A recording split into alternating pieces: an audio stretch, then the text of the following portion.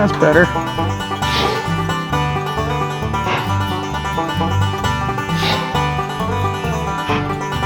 Hey everybody, it's Jonathan here with Pinnacle Outdoor Traditions, and we're going to do another review today. Today we're going to do something a little bit different though. Instead of talking about guns, we're going to talk about archery gear. I got some new equipment this winter, and I want to show it to y'all. I'm excited, I'm happy about it. It's also early spring. Now's a great time to start thinking about pulling that bow out of the storage, start shooting again for the upcoming season. Turkey season hasn't come in yet. We're kind of in between, so great time to get the bow out and start shooting. To tell you what I got and why I got it, I have to tell you a little bit of backstory. So you've seen for years I've used the crossbow. I've used it religiously and to great success. I love using the crossbow. It suits what I am capable of doing. What I mean by that is I have problems. I have health issues. My hands shake a lot. I have a real hard time keeping a steady free-handed rest on target with whether it's a rifle, a shotgun, a pistol, a bow. You've seen me miss with a shotgun before. You've seen me, struggle with handguns before. The compound bow is something that I have definitely struggled with in a big way. Years ago, 12, 13 years ago, I decided I wanted to start doing some archery hunting because the season was 2 months long and I wanted to extend my hunting season out. I picked up this right here. This is the Diamond Core. It's a bow made by Bowtech. It's their budget-friendly bow. It cost me, I think, like $350 when I bought it. Ran brand new for $500. It's a very modular, adjustable bow. It goes from 40 to 70 pounds in terms of draw weight, and it runs anywhere from 25 to 30 inches in draw length. This one is set at 55 pounds with a 26.5 inch draw length. That's what I started on in terms of archery hunting. I shot 3 deer, only harvested 1. I had nobody to teach me. I had no one to show me the right and wrong things to do with a bow. So I kind of attacked it like I would a gun, focused on trigger discipline more than anything else. I was using the tip of my finger. Form and all that was just whatever felt comfortable and allowed me to shoot. That's what I done. And I built a lot of bad habits. This bow meant nothing but struggle, frustration, and failure to me. I picked up a crossbow for my daughter to hunt with me, shot it, and realized, hey, I can accurately and consistently shoot with this thing. It's archery gear, and I owe it to the deer to put them down quick and ethically. So I stuck with it, plain and simple. This year, I wanted to start using my compound bow again for one specific reason, and that was for hunting out of a tree saddle. I had some successful hunts this past season out of the tree saddle. Y'all haven't seen the videos because I count them as success since that I had deer in and around me, but I did not shoot anything. The issue I had was maneuverability, and I'm going to demonstrate using my little antler tree thing here to kind of show y'all what's going on. In the tree saddle, you're tucked tight against the tree. That's your cover. You're trying to blend in with it. And if the deer is moving around on an open side of you, you have to get this off of its hanger, pick it up, get on target, and sometimes kind of swing around. These swinging movements are big. They're huge. And if you know deer hunting, you know deer are keyed in on movement, especially big movement. And even if it is smooth, you're not going to be able to really swing and take that shot without making some bigger movements. As wide as it is, even this one here, which is a much more narrow crossbow, I got to swing out, plain and simple. With the compound bow, because of the vertical nature, because it follows that same line as the tree does, I'm able to swing around in much tighter, more subtle movements. It seemed like the right tool for the job, and I wanted to use it. Problem came when I picked up my old compound bow, is that after my shoulder surgery, all the muscle memory, all those little muscles that I had built up, drawing, shooting, and using a compound bow were gone.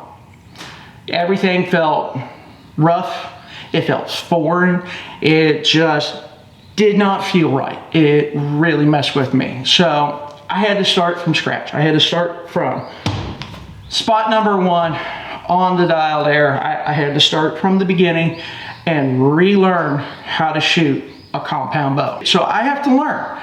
And a big part of that is going to be a sort of DIY, learn it yourself scenario where I'm watching videos, I'm reading up on it, and I'm trying to put into practice what I read in order to better learn how to shoot this thing. One of the things that crossed my mind when I was learning this is, if I have a better bow that's got a smoother draw, can I up my draw weight? Can I up my draw length? And will it be easier for me to learn? Josh brought over his Hoyt, and he found a deal on a Hoyt, and he convinced me basically to buy a new compound bow. So I bought this. This is the Hoyt Carbon Defiant Turbo. This is one of their speed bows. It is a 2016 model. So it's not a brand new year, brand new model kind of thing. What we did is we found a local gun store who was getting out of the bow business, and they were sitting on a lot of old merchandise. So this is old stock, but brand new, never been, owned, never been shot by anybody. Picked it up for near half off, which made it affordable for me, and what made me eventually and ultimately say, yes, I would like to go ahead and purchase that. This bow right here has some pretty significant differences between the diamond core. We're gonna go through this bow, the diamond. We're gonna shoot them both today. I'm gonna tell you right now, y'all, I am not an archer. I am not good at this. I am learning. What I am telling you is just what I have experienced, what my opinion is, how I feel about the situation, about the bow, how it shoots. Do not take this in any way as expert advice or expert knowledge, because I am very, very new to this, and frankly, I suck at it. So I am learning. But what I want to do is, I want to share it because I'm excited. It's a really nice bow. I really enjoy shooting this thing. I'm getting more and more excited about going out and shooting every day. I've had this since January. It's middle of March now, and I've been shooting it, practicing with it since then. And I mean, I really do like this bow, and I want to share it with y'all. To discuss these bows, we're going to start off with the diamond core. Start with the one that brung you. I'm just going to kind of go over some of the specs, some of the features, some of the benefits between the two, and just kind of explain to you what equipment we're working with. All right, so this bow right here, like I said, was a very modular bow. It was sent out with what they called a ready aim kill package, which means it had quiver, sight, rest, all set up already on the bow. But those things weren't all that great. So some of it I did replace over the years, the sight being a main one, the rest being the secondary that I replaced off of this bow when I first got it. It is a 31-inch axle to axle, so from point to point, it's 31 inches. What that allows you to do is gives you a more compact bow for inside a blind, up in a tree stand, maneuverability purposes, things of that nature. It also has a downside, because everything in the world does. The string angle, because it is shorter, is going to come to a sharper pitch. It's going to have a sharper angle to it. And I was having a real bad habit when I drew this bow back, wanting to drop my head down to line up with the peep sight, because of the fact that that angle is so sharp, and I apparently never adjusted the peep sight right to begin with. That kind of put me in a bad habit right off the bat. The sight I put on there was a True Glow. It's a 5-pin micro sight. Show y'all there. Right there. Like I said, I adjusted this to a 55-pound draw weight when I first started out. I feel comfortable with that, like I could draw it a lot, shoot it a lot, and I knew that that would still work for taking a live game. As far as feel and draw goes, the draw cycle is fair. It's a little rough, and when the cam rolls over, you can definitely feel that thing just kind of jump and lock back in place. That being said, it's a very quiet bow. My buddy Josh, like I said, I've shot with him a few times. He's helped me out a lot with this. Josh he's made mention several times, every time I shoot this bow next to him, how quiet it is. And compared to the Hoyt, it really is. When it lets go of that arrow, you don't hear that pong, that pop, that vibration of the string. So they did a good job of keeping it quiet. It weighs 3.2 pounds. It's a fairly light bow, which means it's pretty easy to carry. One of the things I don't like about it is the grip. It's a very narrow plastic grip on it. I have found since I've been shooting the Hoyt that I do like that thicker grip that fills that palm in a little bit better. So as I draw back and as I've been learning to not clinch and try and choke the bow, but as I draw back and let it rest and settle, that I don't like the sharpness of it. But you can replace them. I mean, there's a screw and everything in there that you can take it out and replace it with. Currently, these things are selling for like $55 on eBay. And I mean, it'll go up to a 70-pound draw weight, which means that it absolutely will kill a deer. I have killed a deer with it. I know it will work. But, for what it is, it's a basic learner bow. It's pretty forgiving at the beginning when I was learning how to shoot with it. I also have a very short draw length. As broad as my shoulders are, my arms are really short.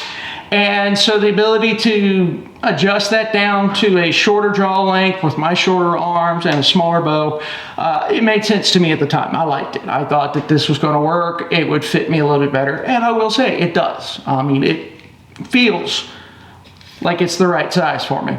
The Hoyt. Let's talk about this. First off, I will say, because this bow here, the new Hoyt, is new to me, but it's not a new line for them. It wasn't on their website. So to look up the specs before I even bought it, to learn a little bit about it, I had to kind of do a little internet deep dive research. And the website that I found that really helped me the most was a website called compoundbowchoice.com. And it holds a review and an overview with the specs, features, everything of every make, model bow out there. First thing about this Hoyt is it's a bigger bow. 33 inches axle to axle. It is a full carbon riser. The diamond core is aluminum, which means that it's a little colder to the touch. Not that that really matters a huge amount, but it is nice on like cooler mornings in a tree stand in the early fall. Weight on it is a little heavier too. It's 3.8 pounds, just a little over half a pound more. I do like the setup and the feel of this bow. One of the things that they talk about in their marketing that they do with all their bows is where they put that, I believe that is the brace, where they put that grip. It's off center to the rest of your bow where your sight and your quiver is to give you better side to side torque type balance. This one was a bare bones bow when I bought it, so I put the sight, the stabilizer, the rest, the quiver, all of that on here myself. Well, I had help too. I picked them out and then I took it to Boneyard Archery in Madison, North Carolina, and they set this bow up for me and tuned it in for me. And a big thank you to those guys. They really did an excellent job, listened to the problems, the issues that I was having, and was able to set this bow up to be a better fit for those kind of things. So huge shout out to them. The diamond core, I read the instructions and did it myself, which is probably why it's so rough. Specs, important stuff. Draw length on this bow is anywhere from 24 to 30 inches, but it is not modular, meaning it's not built completely into the bow. You have 3 cam systems that you can replace the cams with that gives you a 2-inch increment in each one of the cams. So cam 1, 2, 3. 1 being 24 to 26 inches, cam 2 is 26 to 28 inches, and cam 3 is 28 to 30 inches. This is a second cam, so this is cam 2. It is set at 27 inches right now. The draw weight is between 60 and 70 pounds. If you want to go any lighter than that, you can go down you can go down to a 30-pound draw weight, but you will have to replace the limbs. So things about Hoyt, it's not out of the box modular. You do have to buy extra parts and things of that nature. Take it to an actual Bowtech with a press who can do that on a Hoyt. You got to find them, since these are, they're almost 9 years old now. It's going to be a little harder finding those parts. So something to keep in mind if you do have that option of picking one up. They're used on eBay for about $550, $600, something like that.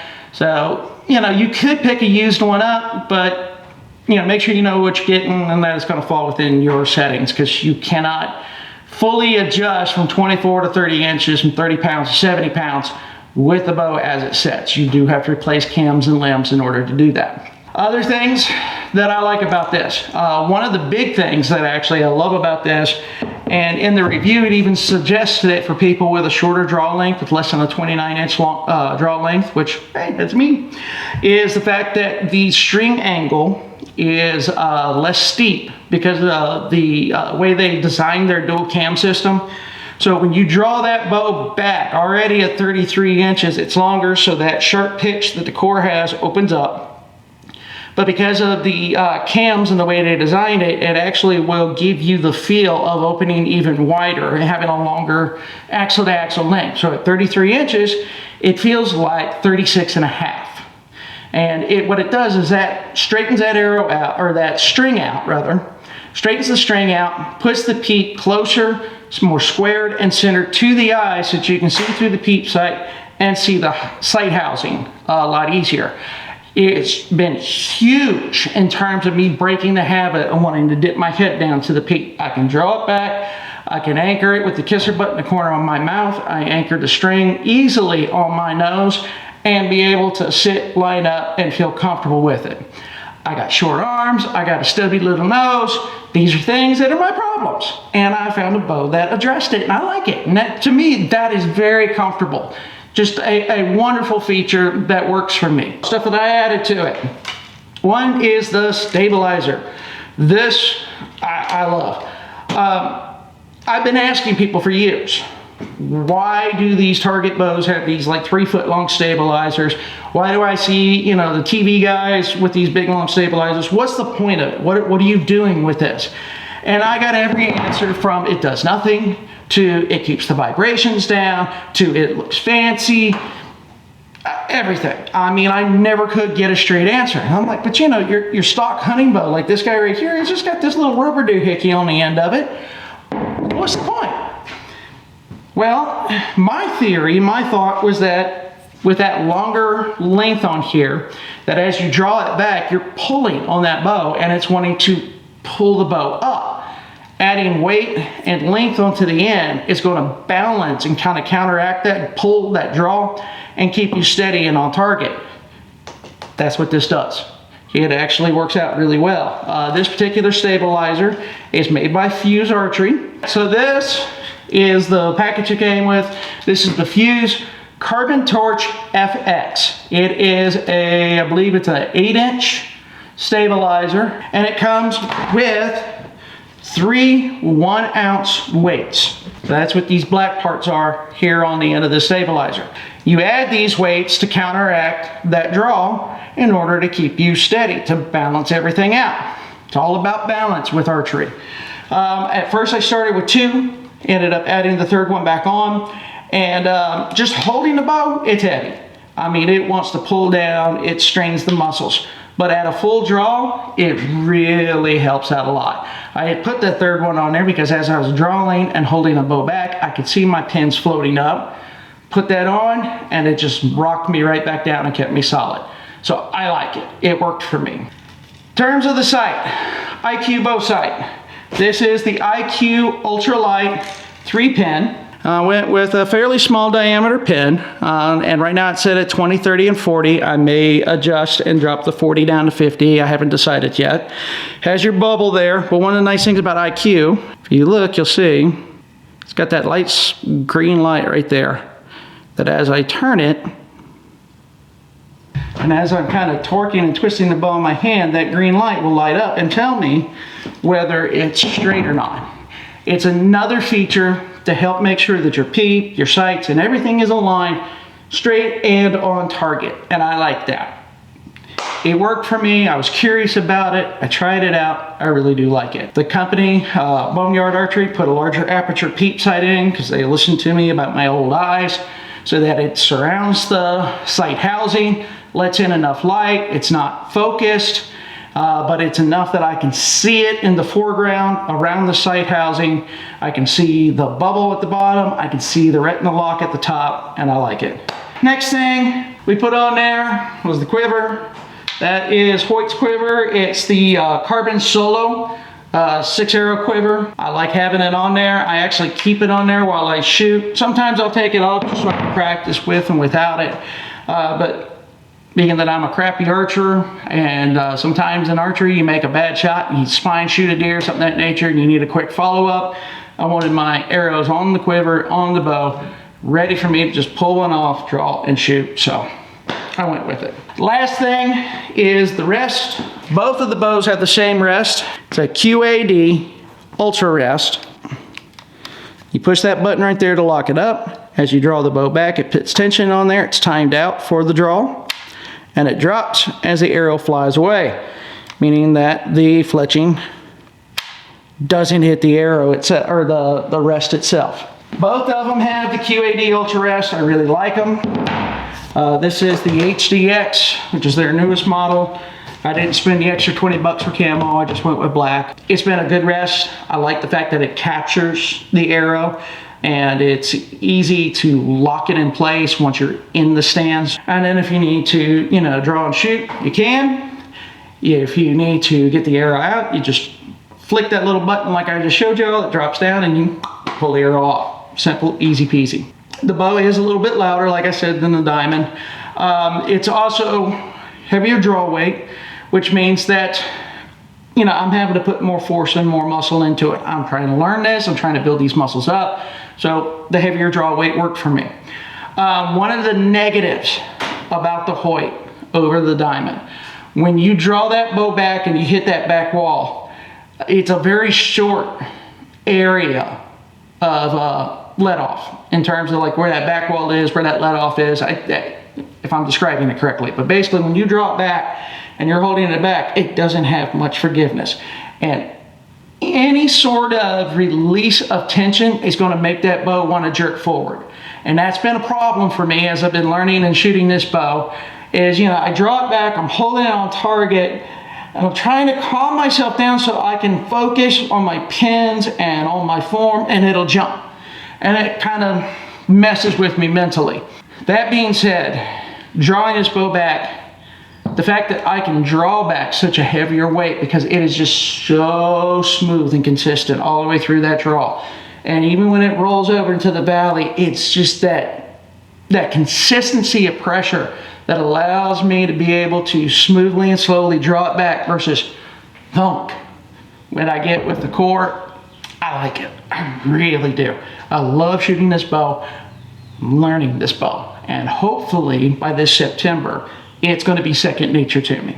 This bow does come with an option of a limb stop, so it's a small piece that you can put in here, so when you do draw it back, that it's supposed to lock in place. I have not tried that yet. My fear is that if I put that in there, it's going to make that back wall more solid, meaning that even more so it's going to be picky and finicky and want to jump forward when I let go of any sort of tension with my muscles.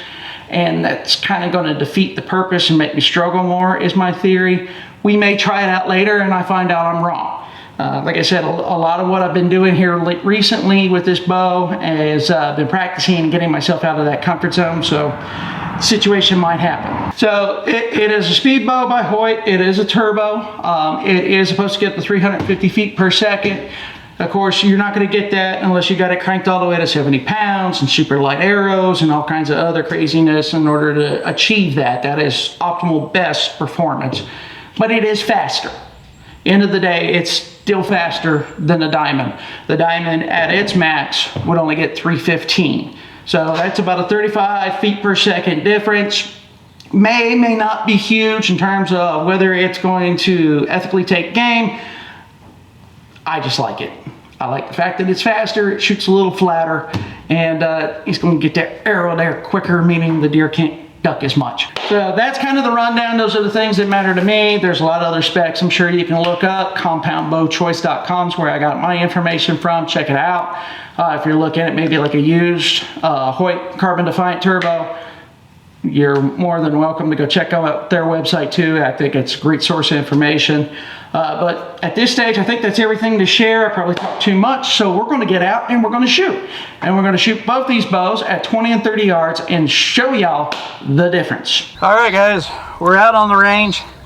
You can see I've got 2 targets set up out there. I've got a block target with a bunch of squares on it, and then I've got a 3D buck target. We're going to start off with 3 shots here at 20 yards with the diamond core, just to kind of show y'all what I was working with, some of the features and kind of how this bow draws and how it looks and how it feels, and hopefully maybe you can kind of get an idea by watching it how the draw cycle and all is with it.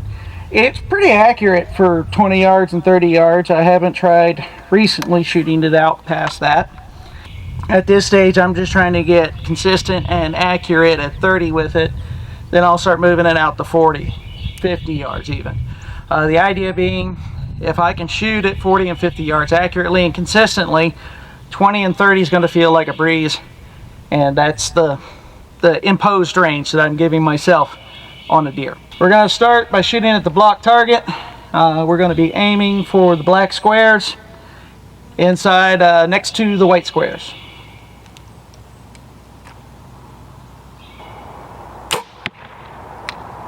As y'all saw when I drew the bow back, there was a hard roll to it. You'll see in the Hoyt it doesn't do that. So we're pretty close to the black. I think we're just on the inside corner there.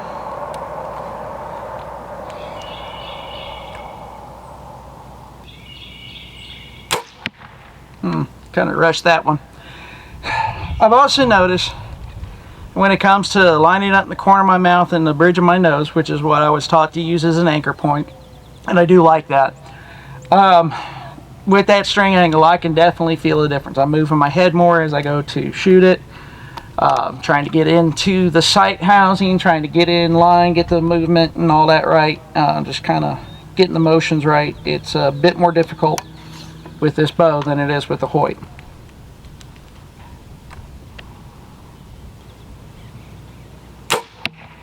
There we go. So 3 shots, fairly close to the grouping there. The second one, I kind of held it too long, pushed the shot off, but again, I'm not the best archer, so forgive me. You can see though, there's some jump when you go to draw the string back. You can see I'm kind of moving my head a little bit to get onto my anchor point and to align with my peep sight. So these are things that the Hoyt helps me fix.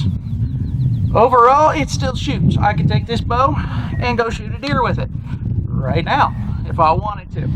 But the point is I'm trying to improve upon my capabilities. So let's show you the Hoyt. All right, so we've got the Hoyt. We're at 20 yards. I pull the arrows out, put that bow on the stand. We're going to shoot the same targets.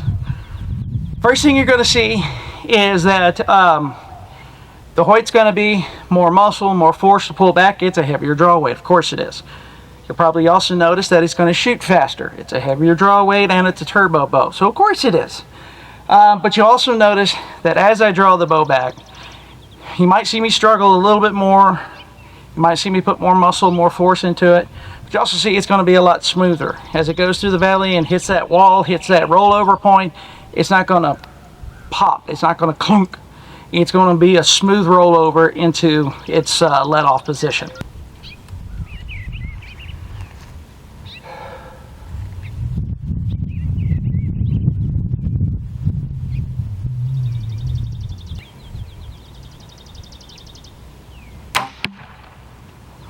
Nice. You also notice I don't move my head around as much, trying to get it to the anchor point. That is that string angle I was talking about.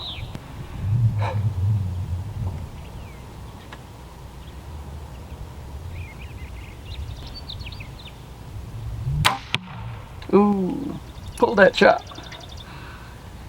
Shot high. Don't like that.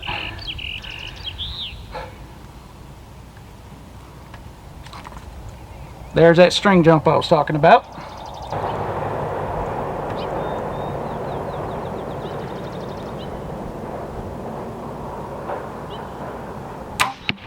Ooh, again I screwed up. Y'all can see, it's a lot of bow. I'm learning it. I'm still making mistakes. I'm still messing my shots up, especially compared to drawing the other bow. It's a lot more work. That being said, that's why I'm shooting it. That's why I'm practicing with it. I'm practicing mostly with this. The internet suggested that if you're going to shoot every day, 3 out of the 4 weeks of the month, shoot with your heavier weight bow, then take a week off, kind of go with something easier just to practice on your form. So, can't blame the accuracy on the bow, you can only blame it on the shooter. You saw where the first shot hit. That's what I want every single time. But with some of those extra draw weight pounds and the extra weight of the bow, the length and everything else, I am struggling a little bit more with it. I've only been shooting this bow, remember, for 3 months. Been shooting the diamond for years.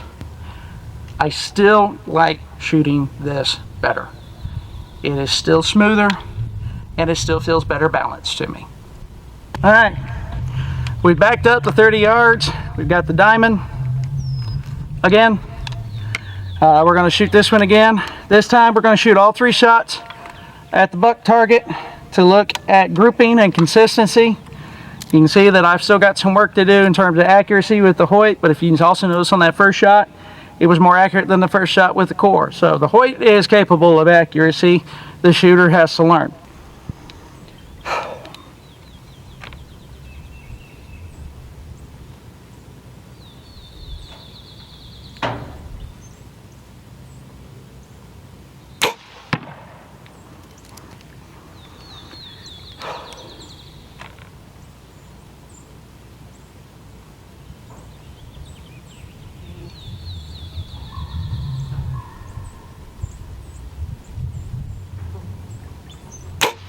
Oof.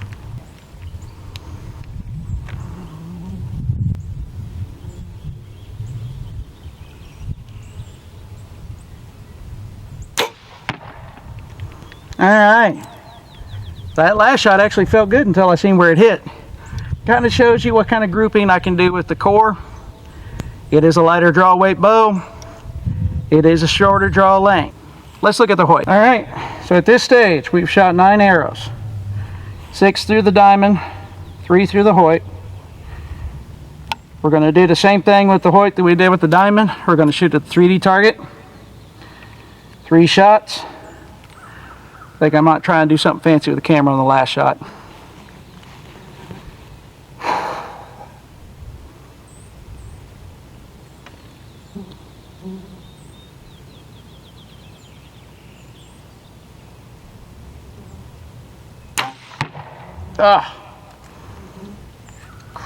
Crappy shot. I'm shooting horribly today.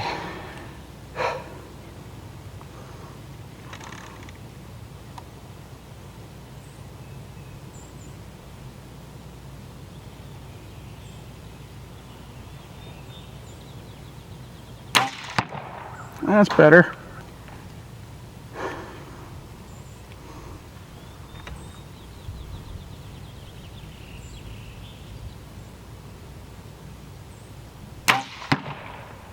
Well, there we go. That's a better grouping already. So even with the rush shot on that first one and me messing up, you can see on the last 2 shots, they are much closer grouped than they were with the core. That's because when I draw that bow back, as much work as it is, I don't move as much. I don't bounce around on target as much. So I'm able to keep a steadier, more consistent shot, and that's important to me. The Hoyt has better grouping. It is a smoother bow.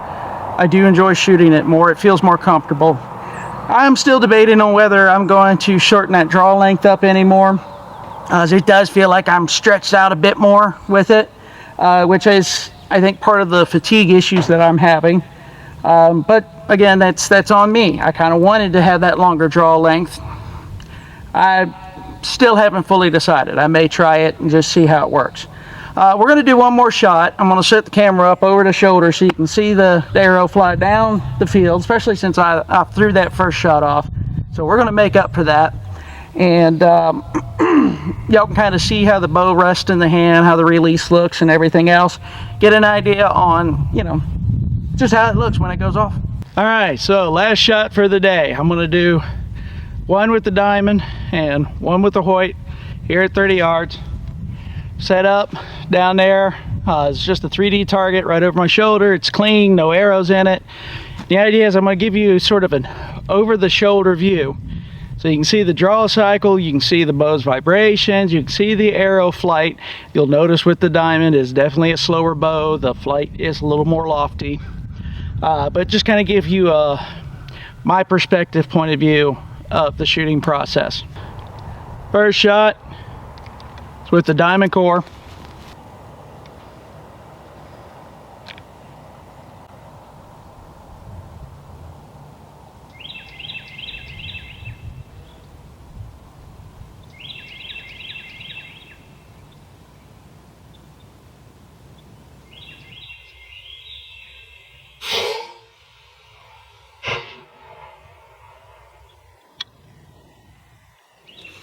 Not bad. Second shot is the Hoyt Carbon Defiant.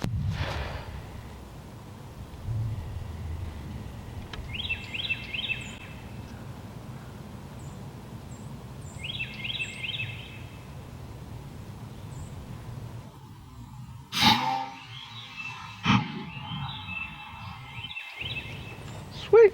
Right next to each other. You can see the Hoyt shoots a lot straighter, that's for sure. In terms of like arrow flight, it's a faster bow, of course it is. Let's go down and take a look at the arrows in the target. So as you can see, we got closer to the heart with the diamond core than we did with the Hoyt, but both are in the vitals, about 2.5 inches apart, maybe 3. You know, again, accuracy is more my shooting than it is the bow, but kind of shows you, you know, an idea on where they hit and how they hit, how the flight path works. I know from my perspective, and I'm hoping the video shows it too, that when it comes to the Hoyt, I don't have as much big movement. I find it easier to settle the pin in because of the weight, because of the string angle. All of it just kind of culminates into when I get it on target, I'm able to stay there and settle in a lot quicker. I can hold the core back longer than I can the Hoyt, but I don't need to with the Hoyt, if that makes any sense. Both shot pretty good. Hoyt is a little bit deeper into the target than the core is by 3/4 to an inch, something like that. So, you know, Hoyt hits a little harder, shoots faster, has more draw weight. But pretty cool nonetheless. I mean, they're still pretty darn close. So, range time was fun, always is. Always love getting on range, whether it's for a bow or a gun, doesn't matter. I enjoy shooting. And in like any other shooting sport, this game is mental. More than anything else, it is a mental hurdle that personally I've got to overcome. You're going to see that I'm going to start putting out video journals of tips and tricks that I find online, things that I try to see if I can help with some of my problems.